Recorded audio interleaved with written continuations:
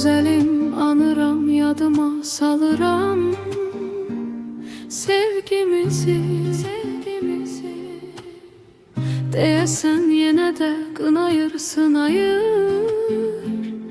dünya bizi. Qarışır xəyalım, üşüyür yenə də duyğularım. Səni gözləyirəm, qayıt ey sabahım, ilk baharım. Yenə səni sevdim, səni unudulmaz nəğmə bildim. Səni ürəyimdə sevdim, doydum. Yenə səni seçdim, sənə gəldim. Yenə səni sevdim, səni unudulmaz nəğmə bildim. Səni ürəyimdə sevdim, doydum. Yenə səni seçdim, sənə gəldim.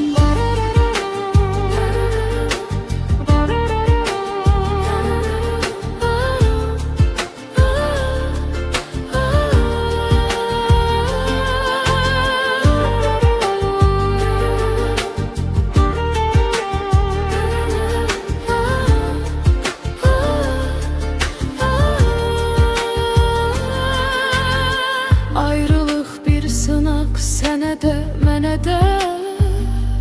Bilirəm ya, dünyada hər şeyin əvvəli var kimi, sonu da var. Qırılır ümidім, qarışır yenə də fikirlərim.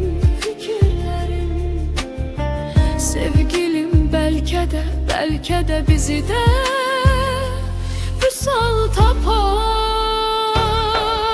Yenə səni sevdim, səni unudulmaz nəğmə bildim. Səni ürəyimdə sevdim, doydum. Yenə səni seçdim, sənə gəldim. Yenə səni sevdim, səni unudulmaz nəğmə bildim. Səni ürəyimdə sevdim, doydum. Yenə səni seçdim, sənə gəldim.